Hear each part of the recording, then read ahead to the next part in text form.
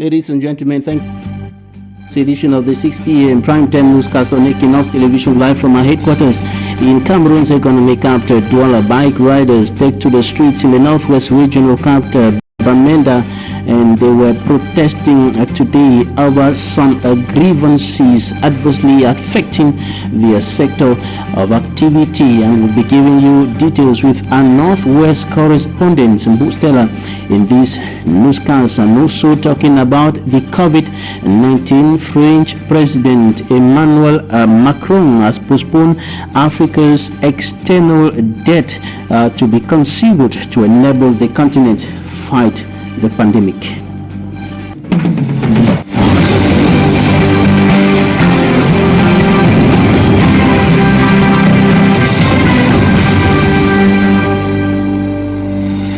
Thanks, ladies and gentlemen, for joining us in this edition of the news. We begin right away in the northwest regional capital, Bamenda, where several bike riders took to the streets today, and they were moving up station to meet the governor of the northwest region, Adolphe Lafrique, in order to present their grievances to the top administrative authority of the region. They are protesting over a series of grievances, issues badly affecting or adversely affecting their sector of activity, and they were stopped around Siben by the divisional officer of the Bamenda 1 municipality, who met with them and talked to them, and they also presented their grievances to the administrative authorities. In the following extract sent to us by our northwest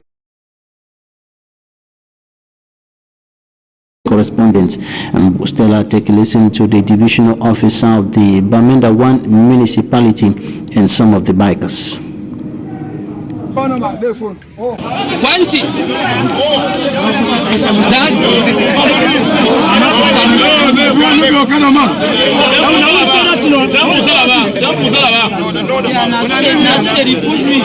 I will begin with one thing. We are in a country of everywhere here in Bamenda. Listen, you have the subdivisional office. When you want to express yourself on one thing that you don't accept. Added to what my brothers and sisters have said here, I am here to see all this population that are here today. We are here because of bike. I'm not repeating what my brothers and sisters have said. I heard you, our big man, have said something that we should go, after making all those books, we should go and let them spray our bike. We know about our brothers out there that are in the bushes, and they are refusing that we should not spray the bike. And if we spray the bike, they will personally catch it and burn them. I am here standing. If they burn our bike, who is going to be responsible for this burning? Because we are willing and ready for sparing the bike and making all those documents. But what happens if they go take our bike and burn it? Who is going to stand the response? Talk in English. Yes, I will translate it. Some of us in this town, we are IDPs. So some of us need studies, buy work. So we want to plead to our government. We know that in every country there is law and order. So we want to plead. It's just that the demand is too high for us. So we want to plead to our parents, to our government, that let them reduce our tax so that we will meet up. We have not refused to be in order. We will be in order. But what the tax? The employee bearer to her? The books are too high. So the books are okay. One for God, first and famous. Why would they for now? Because the cash will buy them. We not get problem for make the book them. We feel make the book them, but the only thing I say, when you make book go there, you know, you see you are buy. You don't buy them, they don't shift them from this town. That means say. The divisional officer of the Bamenda 1 subdivision and some of the angry bikers in the town of Bamenda speaking there over grievances adversely affecting their sector of activity, and the administration is examining their grievances and finding solutions to the problems they are tabling to the administration Now, news on the COVID-19. The Republic of Cameroon and other African countries are still struggling to bring down the curve, to bring down the COVID-19 figures that have continued rising over the past weeks. Cameroon is speedily moving towards 1,000 confirmed cases in the country, and the number of deaths have also been increasing, but also the number of persons who have been successfully treated has also been increasing, and the government of the Republic is stepping up measures to bar the way to prevent the spread of COVID-19 in the country. And one of such measures is the obligatory wearing of face masks by all in Cameroon in public places and public institutions. But this is in public institutions, but this is a measure that is not respected by many Cameroonians from north to south, from east to west, and we are taking you to the Mongo division in the littoral region of the country, where several persons have been arrested in Mbanga, that is in the Mongo division, for violating these instructions of the government. A passenger ejected from a mini transport bus in Banga in the Mongo division of the littoral region. Another ordered to step down a commercial motorbike.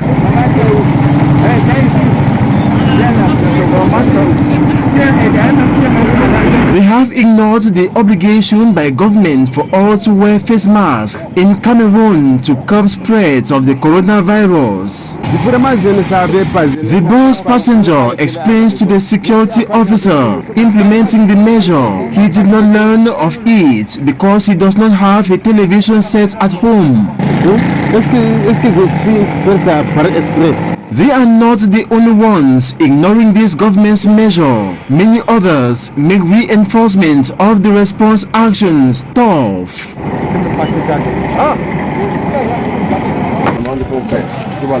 A woman is picked up in a market, a delicate environment which could favor rapid spread of the COVID-19 if there was an unprotected infected person. Her complaint is that she bought the face mask but forgot to wear since she was in haste. The action to arrest the defaulters is welcomed by some Cameroonians. Très bien, c'est très bien. On a quoi le gouvernement de faire tout ça. Ça c'est la meilleure façon de lutter contre la maladie, c'est normal. Administrative authorities alongside the security officials are hoping to do more in the days ahead to ensure 100% respect of the face mask wearing measure, as just 60 to 70% of the population comply. 70% des populations adhèrent à ces instructions et font des efforts pour se procurer un masque. Though arrested and later released, this serves a serious warning, thus a day of grace. Sensitization continues on the National Road number 5. Vo Armstrong, Mbanga Divisional Officer, implores the population to obligatorily wear the face masks. Security officers also make sure overloading is avoided.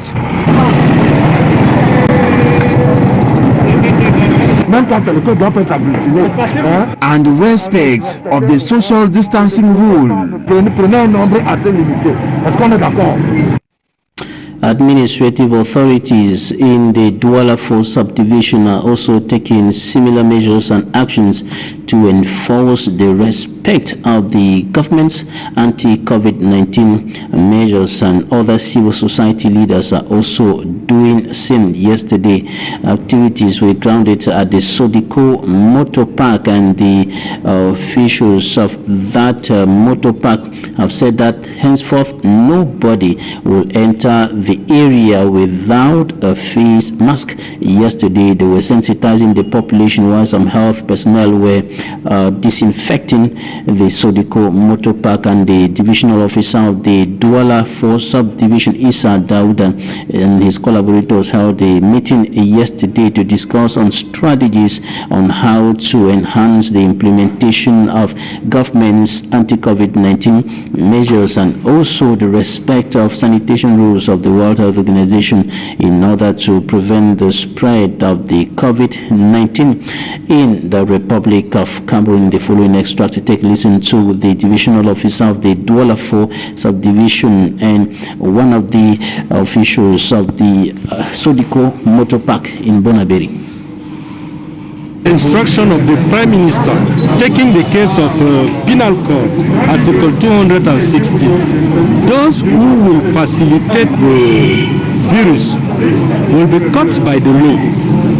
Taking the case of drinking places, those who will be found there after 6 p.m. will be caught and sent to the justice. The owner of the drinking place will have the document, the paper document that will be withdrawn, and those who will be present there will will keep 48 hours.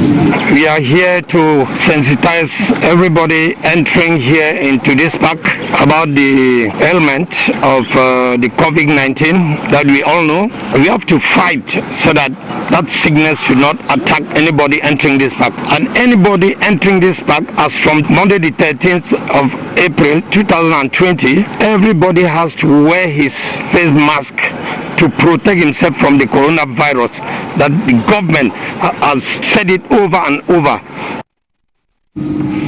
The President of France, Emmanuel Macron, has proposed that Africa's external debt be concealed to enable the continent fight against the coronavirus pandemic. He made the proposal while addressing the French people on the global health crisis. Details with Fomi Armstrong Sanda.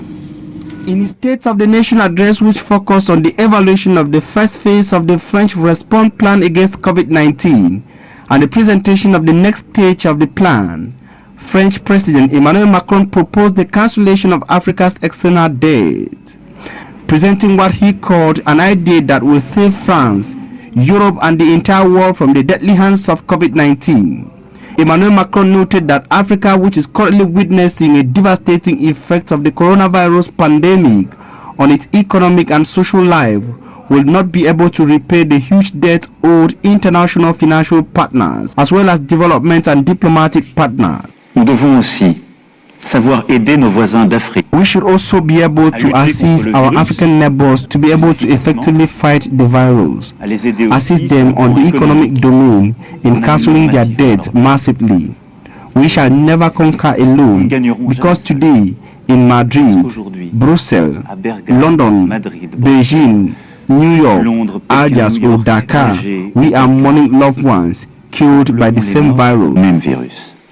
To Emmanuel Macron, a fragmented world will not be able to conquer COVID-19. Il est de notre responsabilité. Today, it is our responsibility to build a new solidarity and cooperation. In few weeks, we will have to decide the future. Dans les prochaines semaines. As if a double misfortune, the African countries hardest hit by COVID-19 are highly indebted countries, with the like of South Africa, Egypt, Morocco, Tunisia, the Democratic Republic of Congo, Senegal, Niger, Cameroon and Ivory Coast, totaling some 310,139,000,000 francs CFA external debt. A cancellation of the debt will no doubt boost the capacity of these African countries to effectively fight COVID-19. If Europeans, Asians, Americans and international financial partners like the World Bank, the International Monetary Fund will heed to the call of the French President Emmanuel Macron remains unknown. Africa as of April the 14th, 2020 counts 14,000 confirmed COVID-19 cases, 788 deaths in some 52 African countries. For me, Armstrong Sanda reporting that the International Monetary Fund has decided to grant a 6-month debt relief to 19 African countries. Cameroon is not among the 19 African countries that will benefit from that initiative of the International Monetary Fund. on to something else now. Colonel Bikele Pierre Aimé is the new commander of the Littoral Gendarmerie Legion, and he takes over the helm of the Littoral Gendarmerie Legion from Colonel Abina Ahanda Francois, and the latter handed over the baton of command to Colonel Bikele Pierre Aimé today in the Littoral Gendarmerie Legion headquarters here in Douala. The ceremony was presided at by Brigadier General Tongi Elias, commander of the 2nd Gendarmerie Region. The new commander of the Littoral Gendarmerie Legion said he has 3 major assignments linked to the security challenges in the northwest and southwest, and of course the littoral regions of the country and the COVID-19 pandemic. Take a listen. So with the partnership I was talking about,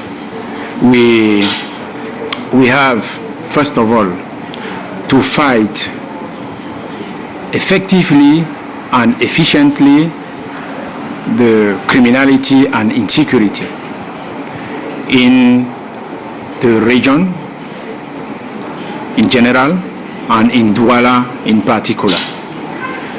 Secondly, we need to contain the secessionist threat coming from southwest region through the Mungo division. And thirdly, we have to be sure that the governmental measure of response to the coronavirus are well implemented in our region. And we're going to wrap up the first part of this edition of the Primetime Newscast on Equinox Television with this sad news. Equinox Television's Floraze is no more. The radio and television animator died yesterday here in Douala following a brief illness, and in a report coming up next, Immaculate Fogwe brings to us details and reactions from colleagues, family members and friends. Nouvelle édition de votre programme télé-réalité My Dream. As she went down the stairs of Equinox Radio and Television on Monday 13th of April 2020 due to malaise, Asunga Zay Crystal Floor, popularly known as Floraze, won't be able to come back to the media house. She died while she was being taken to the Lokbaba Hospital in the Douala 3 subdivision by her family members. The 3rd of April, after the birthday, I was in the meeting, my family meeting Saturday, and Flora organized another birthday here in the house. After that, now she said she have a stomach ache. Yes. After that, she vomited, and the time to arrive in the hospital, she's sick. So the doctors don't have time to check anything, because time to reach in the hospital were dead. The 30-year-old animator anchored a number of programs such as This Dose the Zenith, My Dream, and Vous et nous, Mesdames on TV and radio, respectively. Comment fait-on pour être pour être fidèle à sa famille? Même avec l'alliance aussi, on peut être infidèle. Il y a des femmes qui achètent des bagues sans même être Her zeal in the entertainment industry made her launch the first edition of the concept Black Attitude to valorize the African skin. Her sudden death has left her colleagues, family, friends and fans in shock.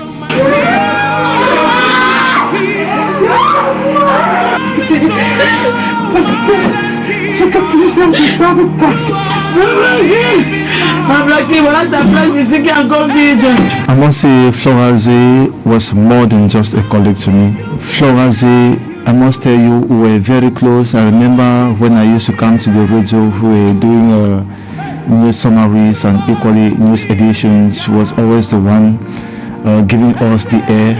And Flora Raze, that's how her name pronounces, and we always say Flora Aze. I mean, that was just the fun that we had here before and after we do the news summaries. It was really fun. So they just had to attach her name, Flora, and then with Aze. It's so difficult to me to say something about the death, Flora's death. So, Flora was my sister, my friend, my colleague, and I want to send my condolences to her family. So may her soul rest in peace, Floraze. We are together, Floraze. Floraze leaves behind a 5-year-old daughter, her family, colleagues and friends to mourn her. Floraze, your legacy lives on. And that's it for the first part of this newscast. Talking Point is up next.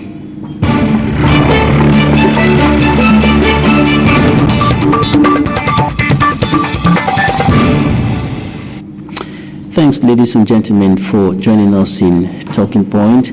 Today we're going out of the country to talk with a Cameroonian who is in the diaspora, and he's been closely following up happenings in the Republic of Cameroon. He's a civil society leader, coordinator of the Cameroon Patriotic Diaspora, Dr. Ita Ewane. He's joining us in this edition of the News on Equinox Television. Good evening, Dr. Ita Ewane. Good evening, Mr. Babila. Thanks for joining us. It's always a pleasure to be with you. I guess you are in confinement, is that? Exactly, Mr. Babila. We've been in confinement for over 4 weeks. And we don't know what's going to happen in the next coming weeks. Well, the German government will be making a new outing tomorrow, and new decisions will be made. So we wait for tomorrow and see, and we will see what the future holds for us. What's the situation where you are, as far as the COVID-19 pandemic is concerned? Yeah, I'm actually living in Bavaria, and Bavaria is the most afflicted state in Germany. So we have close to 20,000 infected cases, and Germany as a whole has over 3,000 deaths, and over close to 70 to 80,000 confirmed cases. So it's quite tense here. People have been confined, schools have been shut down, and the penalty for going out in Bavaria is quite high. It can go up to about 25,000 euros. So that tells you how serious it is here. How are Cameroonians in Germany managing to survive in this present situation with the coronavirus pandemic? Some Cameroonians and other Africans in China are being maltreated by Chinese authorities. They are raising concerns over their security and other challenges that they have been facing. What is the situation of Cameroonians in Germany?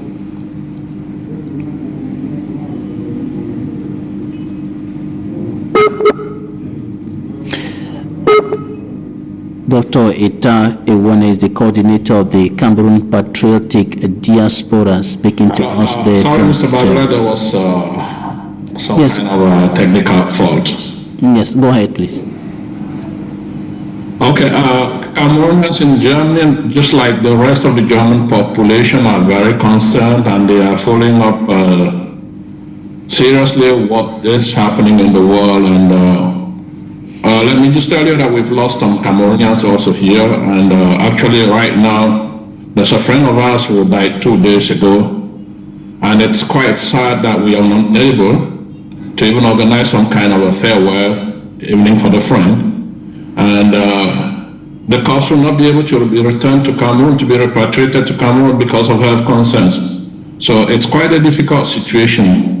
But then we are equally following up what has been going on in China, and we find that quite disgusting, and totally unacceptable that Africans again are made responsible for something they know nothing about. What is more troubling for us is the silence of most African leaders. Of course, we've had reactions from the Nigerian government and reactions from the Secretary General of the African Union Commission, but we are expecting more. I think this is the time for Africans to stand up as one man and protect their citizens. And I'm using this opportunity to make an appeal to the government of Cameroon and Cameroon's #1 diplomat, who should be the Minister of External Relations, to come out and condemn outrightly what is going on in China. Of course, we have a huge Cameroonian population in China, and our government needs to know what is happening to these people. The government of Cameroon has to protect these people. The Cameroonian embassy in Peking has to come out and try to find out what is happening to the Africans, and especially to the Cameroonians living in China. You've seen videos. People have been kicked out of their hotels. Students have been kicked out of their hostels, and they've been rendered homeless in a strange country. And apparently there's no one to speak for them. We very much appreciated the outing of the Nigerian Foreign Minister and the Consul General of Nigeria in China, who came out and spoke bitterly to the the Chinese authority and requested for more explanations. Now we expect our government to be doing the same. We cannot abandon Cameroonian citizens in a strange land. They need our protection at the moment when they are being treated as gringos, as inferior beings. I think we have a huge Chinese population in Africa.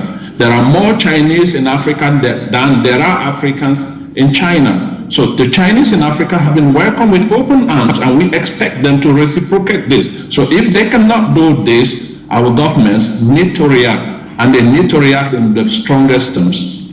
All right, let's come back home to talk about the management of the COVID-19 pandemic back here in Cameroon. What is your take on all the efforts of the Cameroon government, which has moved from 13 to 20 anti-COVID-19 measures, imposing the obligatory wearing of face mask by all persons in Cameroon, in public places and in public institutions? What is your take on the management of this health problem in Cameroon? Mr. Babila, first of all, we appreciate the fact that the government has taken some measures to try to contain the pandemic. But then, let me also say that we are living in some of the most afflicted countries in the world. Like I said, you have over 23,000 deaths in the United States, over 20,000 in Italy, over 3,000 in Germany. These are countries that are technically and financially well placed to confront the crisis, but they are overwhelmed. And so that makes us to panic about the situation in our country. And that's why we are saying, we from the Cameroon Patriotic Diaspora are saying that yes, the government has taken measures, but this is largely insufficient to contain the spread of the pandemic. This is because we know how weak our health system is.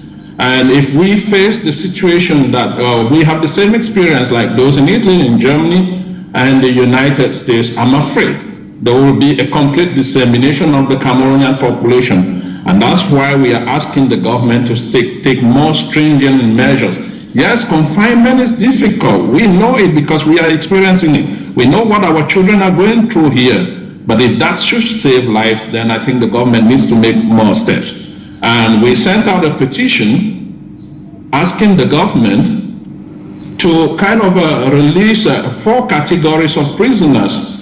This is because we know the difficult situation of our prisons. I mean, they are over-congested. So the government needs to take measures right now to decongest some of the prisons. And that's why we said all political prisoners should be released from Cameroonian prisons, including those detained in the Anglophone crisis. These are people who've been detained for 1 year, 2 years, some 3 years, without any judgment, without any trial. So these people have no reason to still be in prison. We also ask for those who are prisoners who are on remand, since they benefit from the presumption of innocence. So these people can be let free. And any prisoner who has a proof of any known address can be set free as well. And those who have served at least half of their prison sentence, I think they deserve to be released now. This is a measure. Sometimes we understand that the government is willing to enforce laws of the country, but then when there is a crisis, some of these laws can be suspended in the best interest of the populations.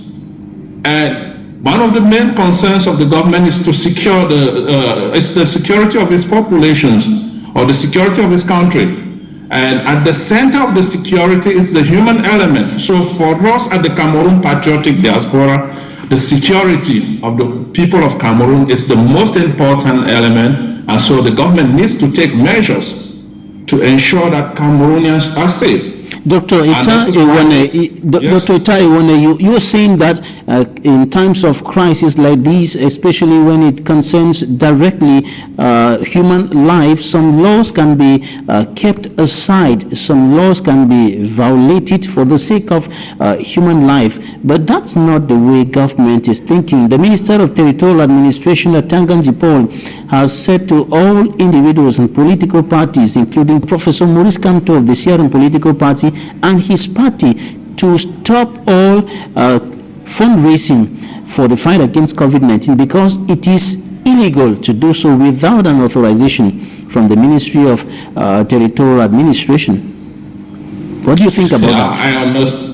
I understand that the minister is basing his arguments on law number 083/002 of 1983. Yes, we understand that law exists, but then I say it again, in the best interest of our populations, we can suspend certain laws, because what Professor Kamto is doing, it's not about politics at the moment. Well, the government might know, the minister might know things that I do not know, but I think the amount of money that Professor Kamto has raised can do a lot to save lives in Cameroon. So this is not time for politics. People are dying all over the world, and we are trying to save lives in Cameroon, just like Professor Maurice Kamto is doing. So we support his effort. So, and just him, not him alone, we support the government efforts, and any other Cameroonian should be given the opportunity, if they can, to try to contribute in saving lives in Cameroon.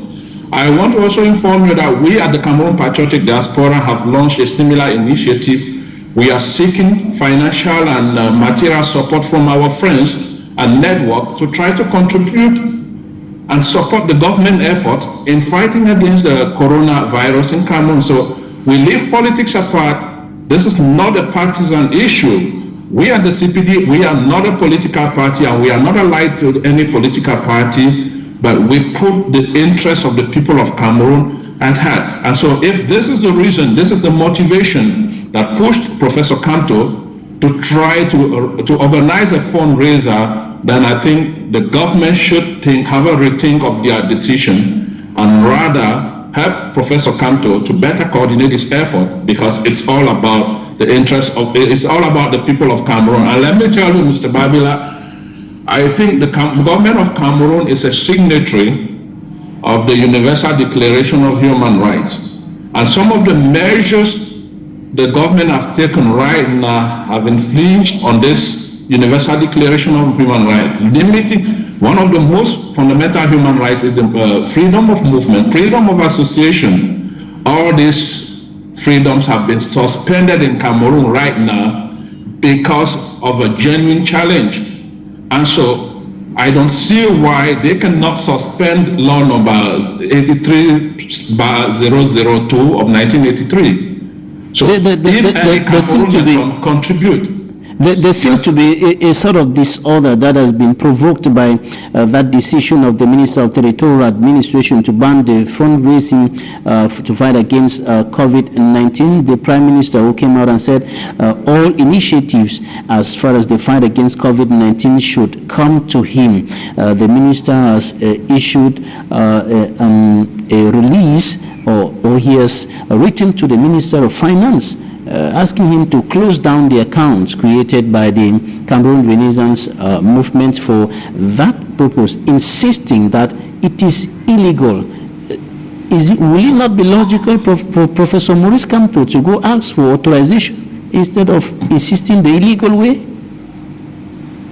Well, if he thinks, well, I don't want to speak on behalf of Professor Kamto. I think he's also a legal mind and he knows exactly what he's doing. Well, if he thinks it's better for him to ask for authorization, well, he should do it. But what I'm saying is the decision by the minister is a display of power.